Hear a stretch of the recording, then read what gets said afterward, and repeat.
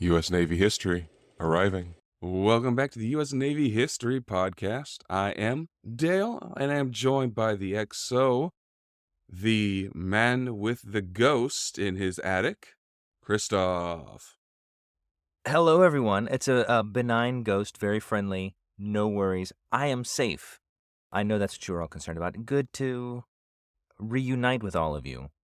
So this is part 2 of our Holloween special. We're going to be talking about the naval bases and submarines and finishing it out. How does that sound to you?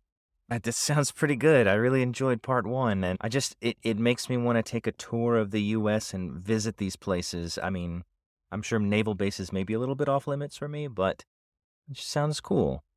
You can visit. There are tours. Okay.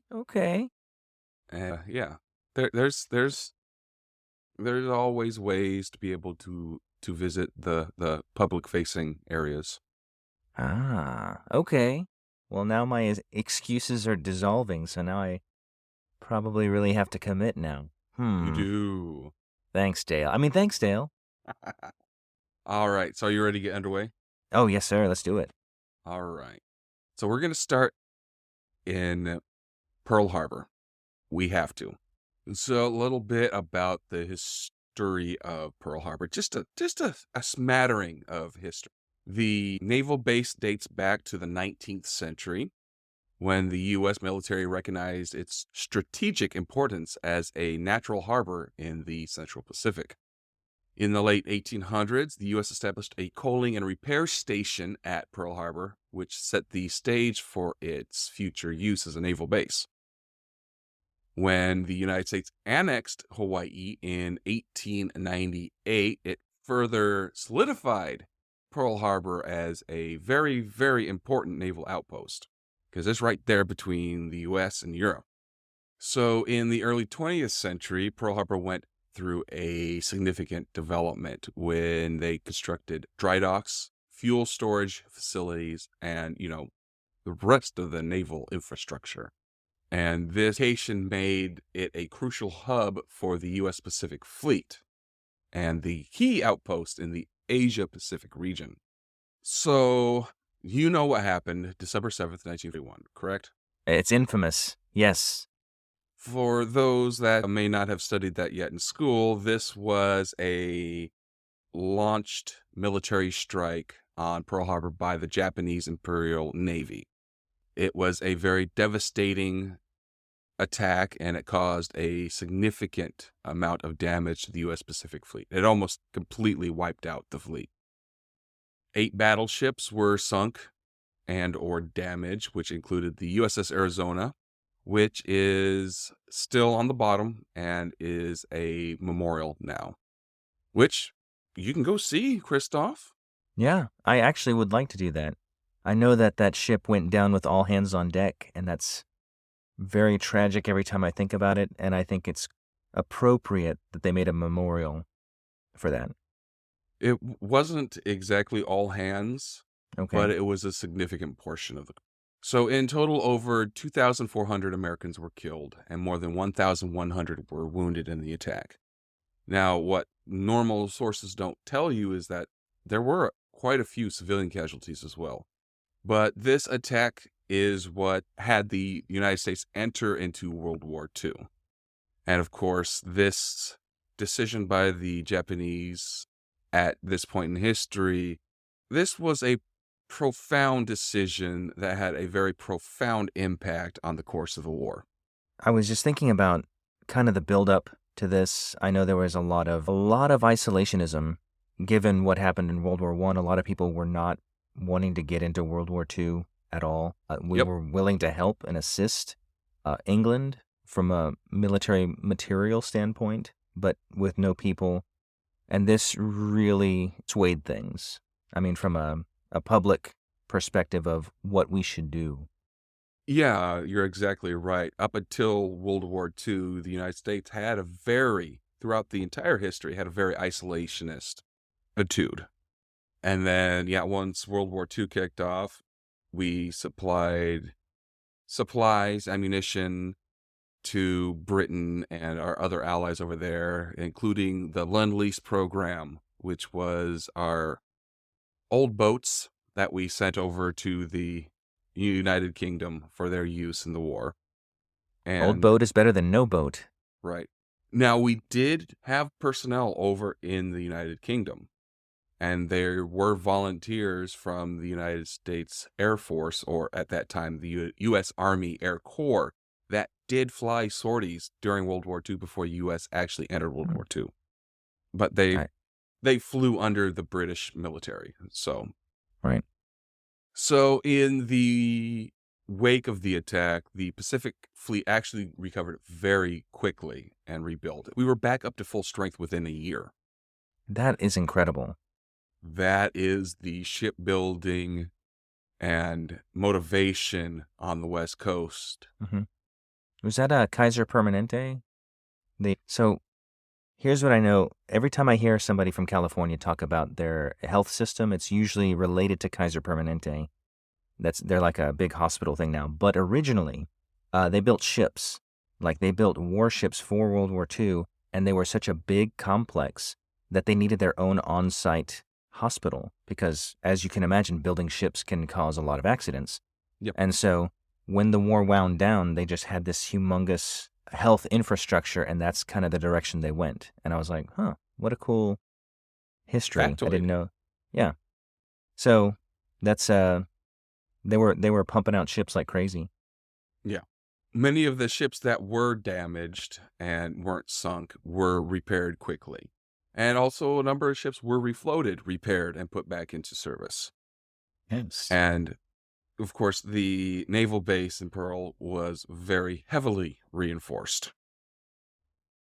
And Pearl Harbor all kept serving throughout the war as a vital base for U.S. military operations throughout the war because it was sitting right there and it was a perfectly placed staging point for launching any action against any of the Pacific Islands on our island hopping campaign to the Japanese home islands. So, post World War II, Pearl Harbor continued to be a central naval base, and it played significant roles during the early years of the Cold War because, Russia is on that side of the water too. In 1947, the base was designed as a U.S. naval shipyard, and it was and still is responsible for maintaining and repairing naval vessels in the Pacific Fleet. Huh. I'm sorry. I was Hmm. just thinking about originally the heart of the Pacific Fleet just prior to World War II was in San Diego. And I can only imagine, like, if you had a damaged ship in the middle of the Pacific, either having to chug it to San Diego or the much closer Hawaii, it just seems like such a clear choice what would be better. And I'm glad they built that installation up. Yeah, make a much shorter trip to Pearl than it would be to San Diego, especially if, you're near some of the islands in the Pacific. Mm-hmm. Oh, absolutely. And you're going at half speed because your engine is a little bit shot. Anyway, yes. Lucky if you're going half speed. You might even be under tow Oh, being towed to San Diego sounds like a long trip. for both the towee and the tower. Right. Hopefully the tower gets paid by the hour. It's going to be a military vessel too, so Oh, never mind. Yeah, for duty, honor, and country. and $2 a day. Nice. So in 1962, the USS Arizona Memorial was dedicated to serve as a lasting tribute to the memory of those who lost their lives during the attack on Pearl Harbor.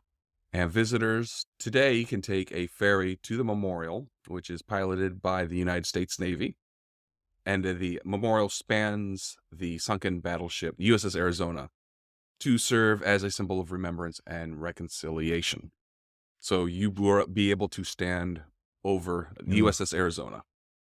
So I have to imagine that's got to be haunted, right? That's So when you're standing over the USS Arizona, a lot of the visitors have reported feeling a strong and somber presence while on the memorial. Whether that's just the emotional impact, we can't really say, but I'm sure that has a lot to do with it. There have been descriptions of people hearing whispered voices, footsteps, and the sounds of taps being played on the bugle. No kidding. Yeah. These experiences help contribute to a sense that the spirits of those who perished during the attack still watch over the USS Arizona. There is another memorial out there for the USS Utah as well. This was a battleship that was sank during the attack, and it has its own memorial. Some visitors have reported feeling a chilling presence on that memorial as well, especially near the breakage of the ship. There have also reported apparitions of sailors in World War II uniforms, and they are also reporting the standard temperature drops and unexplained sounds. Yikes. That's that's creepy. And it also reinforces my previous statement in the last episode about being finely dressed so that if in the event you come back to linger in some physical location as a spirit, you'll be, you'll represent yourself well. You don't want to be some slob that's just floating around.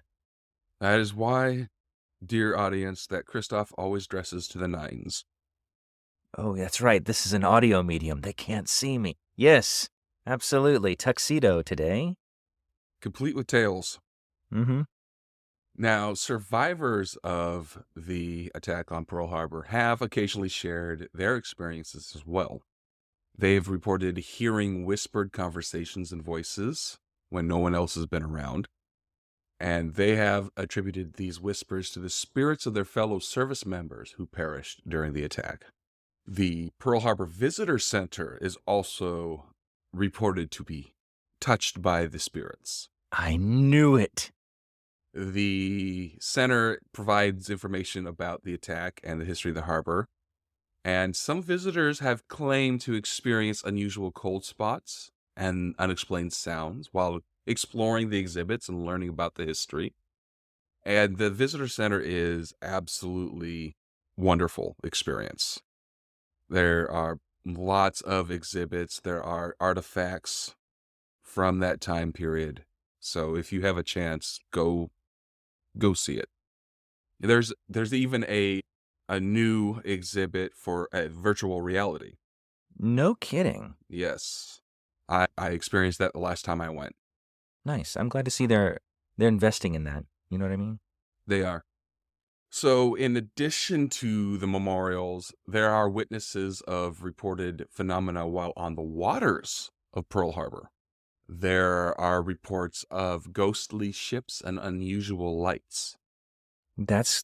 I watched a lot of Scooby-Doo as a kid. However, the whispers, that's a whole nother level. So there is this one story that after the attack, one of the boats that had capsized, there was knocking on the hull of survivors. And so they posted a watch on the shore to keep listening for it and to try to, there's people there. We need to make sure that we're able to be there. And of course, because of the chaos and the total amount of casualties and damaged ships, you can't get to everybody at the same time.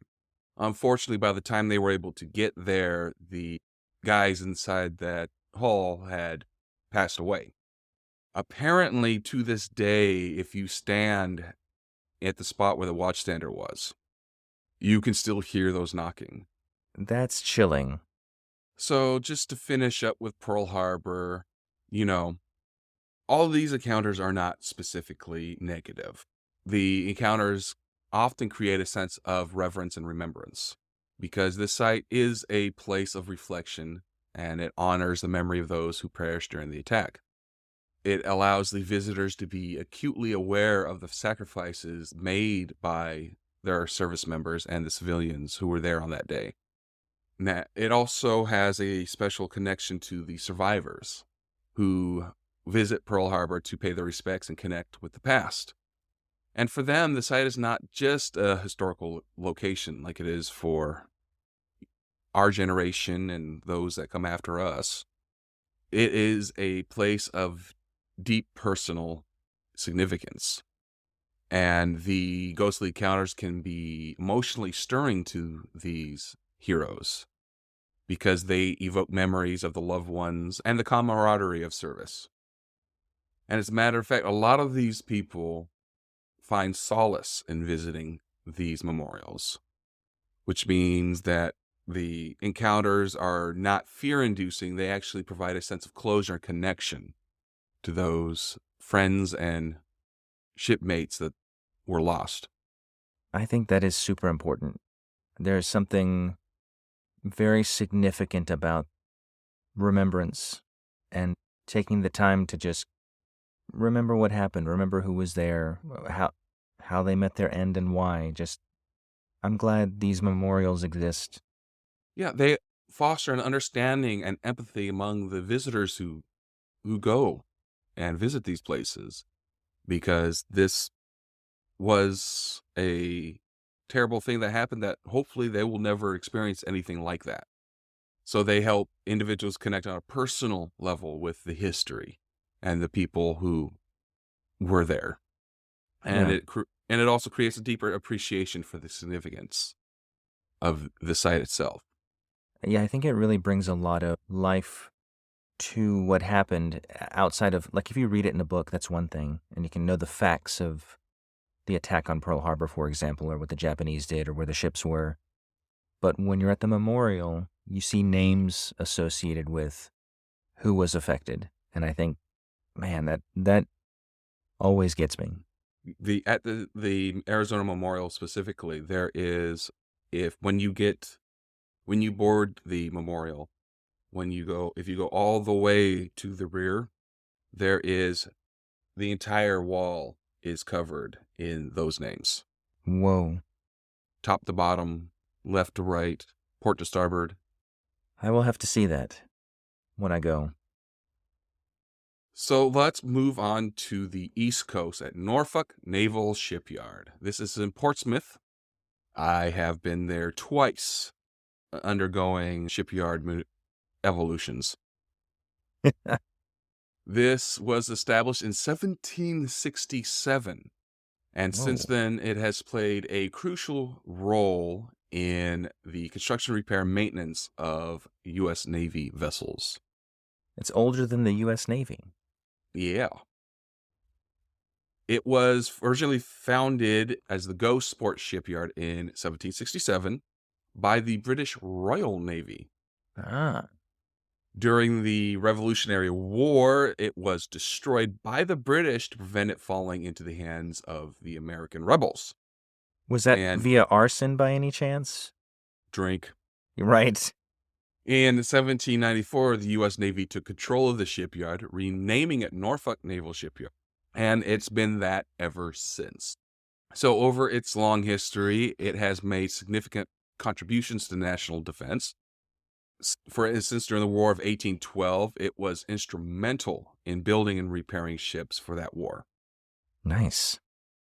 And in World War I, World War II, in addition to repairing and maintaining ships, it also modernized the ships that were coming in. Every time a ship came in during World War II to be repaired, it was also modernized because, as you know, war has the unintended effect of uh, Technological advancement? technological advancement. Yeah, for Exactly. sure. So when a ship leaves, is damaged, and comes back, there's already been technological advancements to be installed. That's cool. I know that there's a bridge. I would travel there often. I had family there, or have family there. And there's a bridge over the York River right by that naval yard that opens in the most interesting way to allow tall ships to pass through. And there are these, like, the middle of the bridge has two connection points down and it pivots out. So the road itself rotates 90 degrees so that it's in line with the river Mm-hmm. and the ships are able to pass through. And I've seen it once and it's a really glorious sight. Well, Like the ship passing through. Yeah, well, I mean, you are having giant naval vessels having to come through that area. Oh, yeah. So it's cheaper to segment it that way to turn the entire road than it is to raise the entire road. Because Absolutely. if you've ever seen an aircraft carrier, Mhm. they're very tall. Yes. So, of course, they might have just maybe they should have just they did it further into the harbor, just created a tunnel, Yeah. like the tunnel that connects Norfolk to the Portsmouth area. Mhm. That's right. I've been in that tunnel too. Alrighty. So the dry dock facilities are actually among the largest in the United States. So they are able to service some of the largest and most complex vessels in the fleet, like an aircraft carrier. Oh, yeah. Taking one of those out of the water, monstrous feat. I can't imagine. The shipyard has also made significant contributions to the submarine program. It's been involved in the construction, maintenance, and overhaul of submarines, which include the Virginia-class submarine, which is an integral part of the fleet. They are also involved in innovation. They have research and development areas. They have green technologies areas, sustainable practices. Hmm. So they really have a huge role in ensuring, readiness and sustainability for our fleet. Nice. That's cool. The shipyard also has a substantial economic impact on that Oh, yeah. area. Oh, yeah. I think 3/4 of the people I knew up there worked at that shipyard. Yeah, they employ a huge amount of skilled professionals, like engineers, technicians, and a number of different support staffs. The pier that we were at when we were in the shipyard, there was a restaurant at the end of the pier. Oh, yeah? Yeah. Nice. Was the seafood fresh? Who said it was seafood? It's at the end of a pier. I don't know. It seems like an odd place for what would be an odd restaurant for an end of a pier? Barbecue joint? I don't know. Yeah, it was burgers and fries. Okay, well, When we were not in the yards and we were at the pier in the naval station across the bay, there was a McDonald's at the end of the pier. no joke. Nope, not Okay. at all. So let's get into some of the spooky stuff. Oh, yeah. If it's been around since, what, 1767, you say? It's got to have Yeah. some stories. So some workers have reported encountering a spectral figure who appears to be a foreman. He is described as a man in old-fashioned attire, often seen overseeing various work in areas of the shipyard. And when workers approach the foreman to ask questions or to report an issue, he just vanishes without saying anything. So he's not a micromanager. I can appreciate that. No, when he has somebody come up to ask him a question, he's like, nope, I'm out. No, hey, this is up to you, man. You got it. I will watch to make sure you're doing the right job, though. Can you imagine, at your job now, if you had somebody just watching you, but you could not approach them?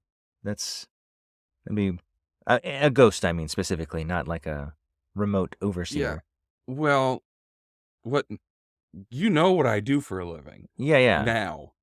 So That would that be would be weird. really weird having a ghost in my passenger seat. Yes, it would be. But I mean, any profession, like even if you're a roughneck on a oil rig or a pilot or something, insurance salesman, even, there's a dude sitting over there in your office like, are you processing those claims right? What's going on? And I don't know, that would freak me out. Well, let's put that to the test. Let's hire somebody to be a ghost during a recording. We'll have them standing right over your left shoulder the entire time, Okay. and we'll see if that creeps you out. Okay. I think it will. I think living or dead, I'd be creeped out if they were just standing there, just observing. But more so if they were not alive. Yeah. There have also been unexplained sounds at the shipyard. I mean, the shipyard's a noisy place in the first place, but when there's a banging sound that's coming from a place that there's no banging happen, workers and visitors have reported hearing footsteps, voices, clanging metal. But whether, it's just sound carrying because the place is huge, or if it's an actual ghost, it just, it doesn't help the atmosphere at all. Oh, yeah. Clanging metal especially, that just seems ominous. Yeah. Several people have reported seeing apparitions of sailors dressed in older naval uniforms.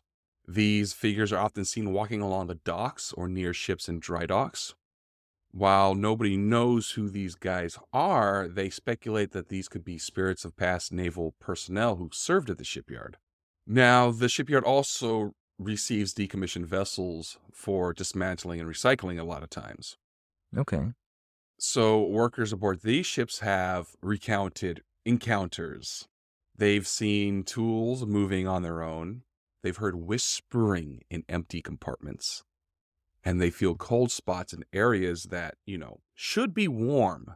There's like a roaring fire in the fireplace right there. It should be warm in here. Yeah. Dude, that's really creepy. It's especially you mess with a man's tools. Yeah, 'cause why would you do that? Yeah. Many workers have reported feeling as if they're being watched. This sensation is often accompanied by a feeling of unease.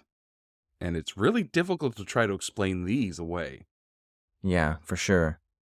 I wonder I wonder how long that's been happening. You know what I mean? Because modern times I can see, but has this been happening for 100 years or 50 years or it's just I don't know. That's weird to think about. Well, if we can get an accurate report of the uniform era, Yeah. we could narrow that down a little bit more. Hmm.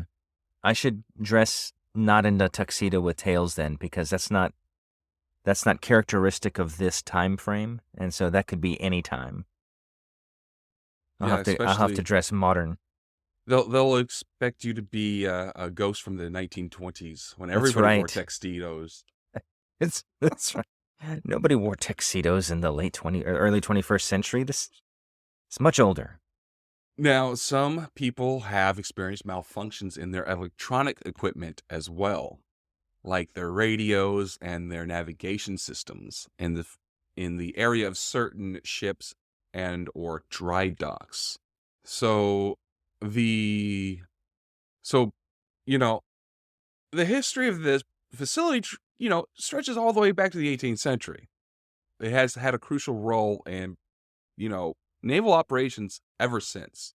So because of its long past and because of the countless naval personnel, ships, and everything that has come through there, and I'm sure hundreds, if not thousands, of deaths on the site itself. All of this, creates a very rich backdrop for apparitions and phenomena, or at least the Yeah, stories. for sure. Yeah.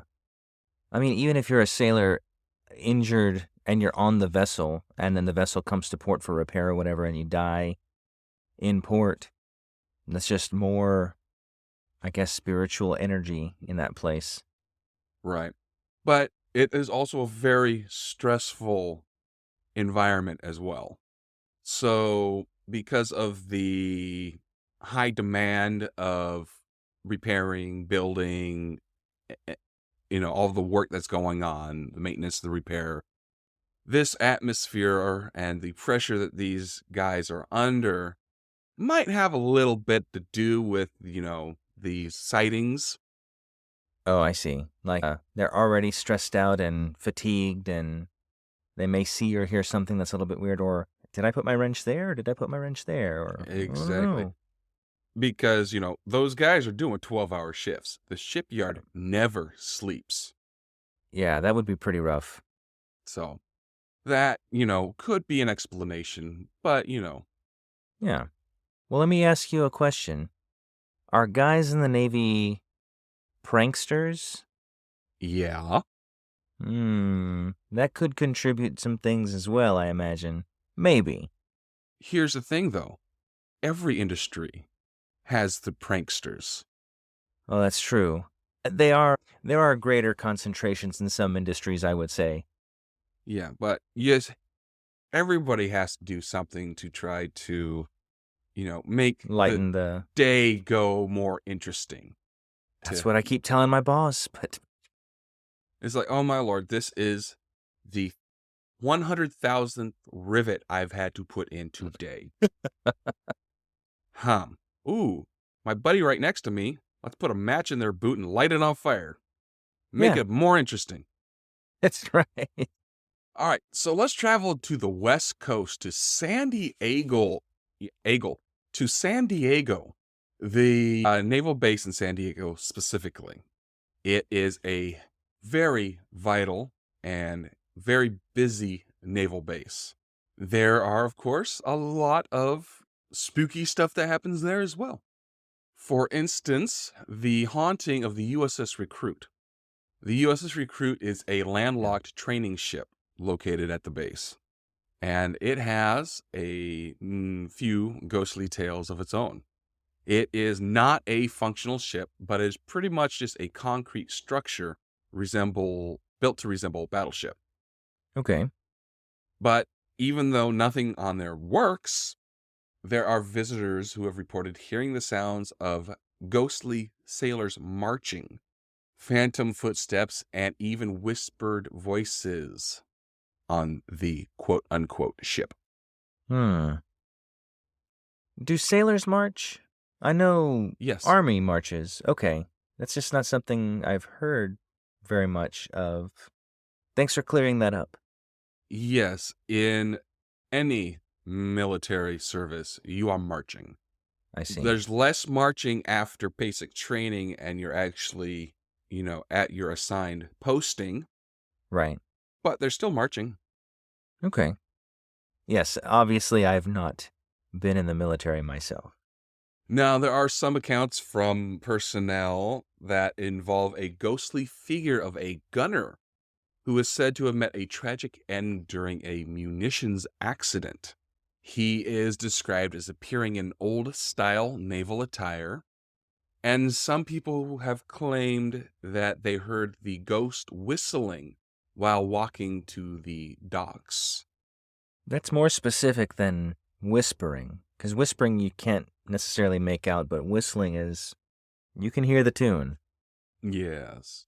Now, there have been reports of unexplained noises such as footsteps, slamming doors, chains clanking, in just various parts of the base. There are reports of shadows moving in empty rooms, and passageways have also been mentioned with the shadows. Welcome to this atmosphere. Yeah, this is, hmm, I would not want to spend the night there. Yeah. Lots of people do. Yeah, well, they have to, yeah.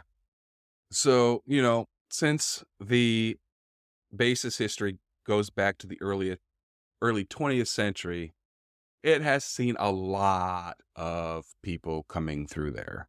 So, of course, lots of accidents, lots of deaths.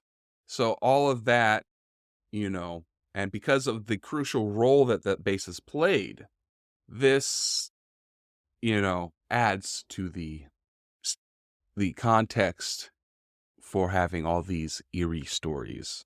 Golly. Yes, I can definitely see that. And the number of people that cycle through there is significant, as well as the people, like you say, that die there. That's, yes, okay. I'm a little bit more creeped out this episode than I was last episode. Well, you want to hear about the haunting of Building 8 then? Yes, of course I do. That's why I'm here. So, Building 8 at the Naval Station has a lot of reported paranormal activity. They have people claiming of hearing the footsteps and all of a sudden a voice saying something in their ear. And when they look by, there's nobody there. There's nobody in the hallway at all. They describe that doors will open and slam shut on their own, and the lights will flicker on and off. Is this everywhere in Building 8? Or specific places? Doesn't matter. I will avoid Building 8. Wholesale. So then there's the Ghost of Hosley Road. This is a major road through the base, and it is rumored to be haunted. People have reported seeing a ghostly figure of a man in World War II era attire, and they see him walking along the road. And then when, they approach them, he just disappears. Yeah, I could see that. I wonder if to him, we're the weirdos, like the ghosts or whatever, and that's him running away like, oh, it's those newfangled clothing adorned people coming toward me. I'm out of here. Yeah, maybe. Or maybe he thinks that we're, the enemy coming for him. That's true. I guess I There. shouldn't wear my Imperial Japanese uniform either.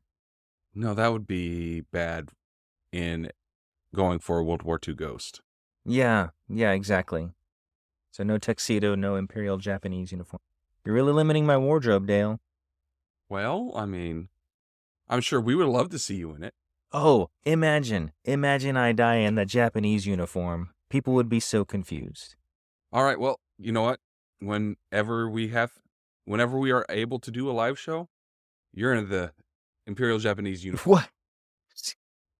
I'll I'll cobble something together. I don't have one offhand, but Well, I know people. you just said you did. Well, not a World War II Imperial Japanese uniform, more Shogun Dynasty type. Anyway, we're getting off track. Well, there's the Phantom Whistler. Okay.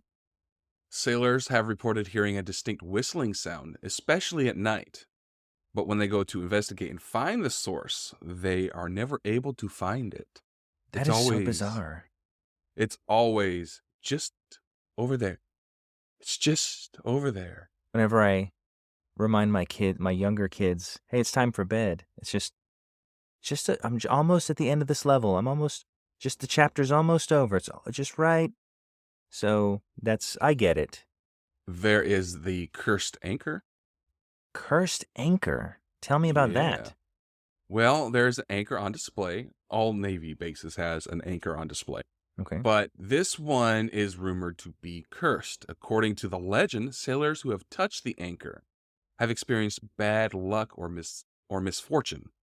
Some believe that the anchor may be tied to the spirits of sailors who have met tragic ends. That's wild. Do they have a little plaque there that says, do not touch? Because that might cut down on some bad luck. Well, anybody who might be stationed at San Diego Naval Base, let us know if there's a plaque on the anchor that says do not touch. Because I'm sure if you're stationed there, you know exactly which anchor it is. Mm-hmm. Maybe an extended plaque that not only says do not touch, but is like, or else all this stuff will happen. And then there's like an appendix of terrible events that have befallen sailors that have touched the anchor. I don't know. May not have a budget for a plaque that large, but we'll see. So the last thing is hearing voices in empty rooms. People have reported hearing voices and conversations in empty rooms or corridors. And they describe these voices as hushed and indistinct. So imagine you're walking down a passageway and you hear some whispering in the room that you're about to come up to, and you open the door and you look in and there's nobody there. That would be unnerving. Number one, I will be honest about that. I noticed that most of the sounds that people have been hearing from a human origin are whispering. And I'm sure there was a drill sergeant somewhere in there, and I would expect at least one dude to be yelling. But like indistinct yelling, but I don't know if there's just a limitation or something. Well, add to that whispering voices the unexplained shadows. Yes, that's weird. That is so weird. You're the new guy, let's say, and you're like, whoa, did you see that shadow? And then somebody that's been there for 30 plus years like, yeah, that happens. And then they're just over it. Like, yeah, it's part of the base. Get over it. Yeah. So we're going to talk about one more Shipyard. One Okay, more I'm ready. military base. This I'm is the I'm gonna guess. main. Can I guess? Yeah, go ahead. Okay, because we had an East Coast, we had a West Coast, we had a Hawaii. I'm guessing it's somewhere in the Gulf Coast. Maybe no, Pensacola, not New Orleans. No. Okay, Mare Island, Naval okay. Shipyard. This is also in California, so we're still on the West Oh, Coast. okay. So this shipyard was established in 1854 and is one of the oldest naval shipyards in the United States. It was originally used for shipbuilding and repair during the era of wooden sailing ships. Wow. Throughout its history, it has contributed significantly to the military capabilities of the United States Navy. During both of the world wars, it was a hub for construction, repair, and maintenance, and it supported the Pacific Fleet during World War II. Hmm. In the 1950s, the shipyard shifted its focus towards nuclear submarines. And this is what it's become known for, its expertise in maintaining and repairing these nuclear-powered vessels. Wow. So this was a very important asset during the Cold War. Yeah, definitely. Now, there have been numerous reports from workers that describe sightings of phantom workers dressed in old naval uniforms, working on ships or walking the docks. Are they S- working on real ships or like ghost ships or just working generally? Working on the ships that are in the docks. Oh, dude, that would be freaky. Unless they're helping you and you're supposed to fix it and you wake up and it's like, "Oh, my job's halfway done. This is fantastic." Hopefully they understand the technology to repair modern ships. Yeah, more than likely you were just sleepwalking. Ugh, probably. It's that explains the shoddy craftsmanship. I'm terrible when I'm asleep. Now, let's go over to the officers' club. All right. Visitors and staff have reported encountering shadowy figures, footsteps, and even the apparition of a woman in a white dress. Now that's rare. Most of this stuff has been male, like either visions or whispers, right? Yeah. Well, and an officers' club, especially during the early era, you're going to have women in there entertaining the officers, Yeah, that makes sense. singers, dancers, that sort of thing. Okay. Because back in the 40s and stuff, that was really big. Now, there are people who have claimed to see the ghost of Admiral David Farragut. Really? Yes. Remember what era he's from? I want to say Revolutionary War. No, I No. just know there's a street named Farragut that I've driven on many times. Hold on. Farragut. World War II? No. Right In between them. between, right between them. Civil War? Yes. Really? Man, I'm Yes. sorry. I will say I did not do the homework that you assigned midweek of knowing all of my naval facts for the from the beginning of the inception of the U.S. Navy until yesterday. So I apologize. Yeah, I've let well, you I down. mean, you have. But it's okay. Well, This just time will means more tell. it just means more brig time. Well, I will bring my books, my huge tomes of Navy history. So yeah, Civil War. Makes Now, sense because that installation was built right before, right? 1954? it was originally built in 1854, sorry. 1854. Right. Yes. Wow. So they have reported seeing him in various areas on the base itself, including where his former residence was. That makes sense. Yeah, I wonder if they're watching him like brush his teeth and getting ready for bed where his house used to be. Reading a paper and having a pipe, Maybe. as you do. Yeah. So, building 46. This was a R&D building and it has a big reputation for being haunted. There are the reports of disembodied voices, footsteps, and other, occurrences. tapping on the shoulder, maybe gold or cold spots. I'm starting to detect a pattern with all of these hauntings. Yes. I mean, hauntings are hauntings. Yes. Building 47, you said? 46. 46. Good. Okay, I almost went to the wrong building. Or avoided the wrong building, I should say. 46, and then 8 at Yeah. the other one. Okay, I'm getting it down. Places to not go. Now, there are also people who have reported seeing apparitions anywhere throughout the shipyard. They are, often seen again walking the docks and among the ships. And there is also a local legend about the hangman's tree. What you looked up? Are you looking for Oh. the tree? Yes, I was thinking of how big the tree must have been and where the tree is located. I don't know. I'm enraptured by all these stories and I'm visualizing them, and maybe that's why I'm a little bit creeped out. I should stop visualizing all this stuff that you're saying. No, you should be. You should definitely be. Okay. So I'm picturing the tree, Now, and it's got to be a big one, right?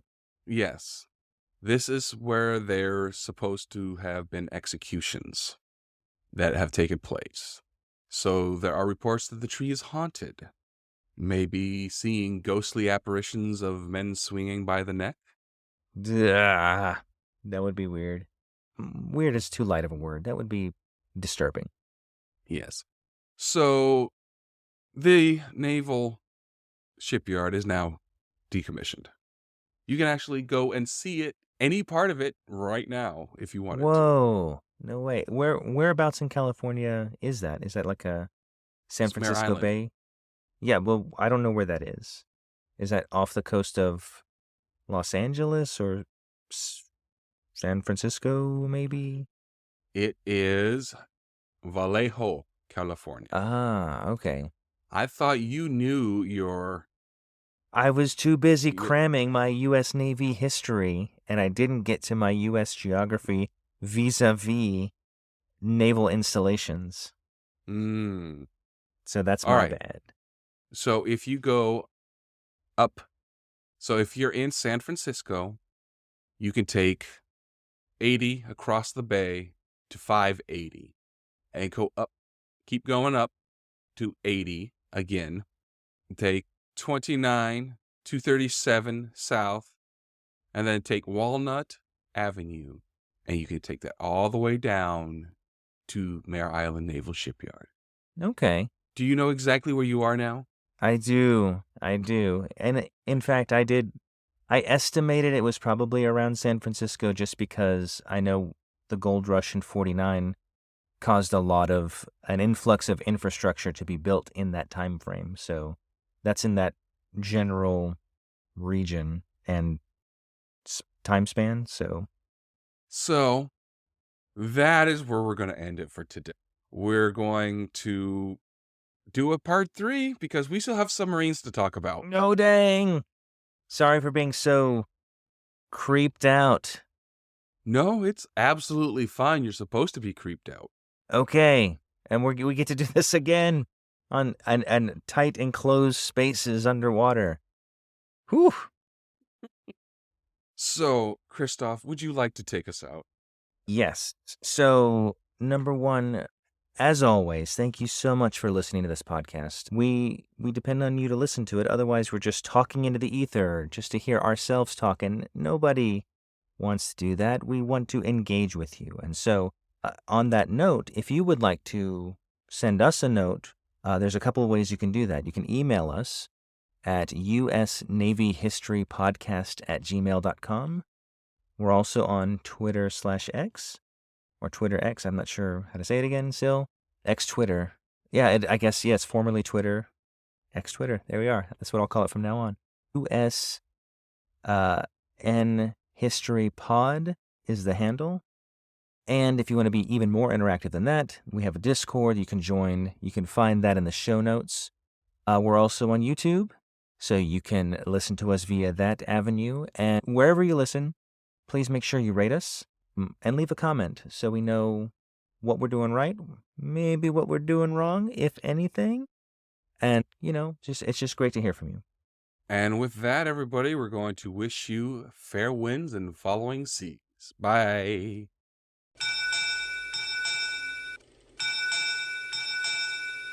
U.S. Naval History Podcast, departing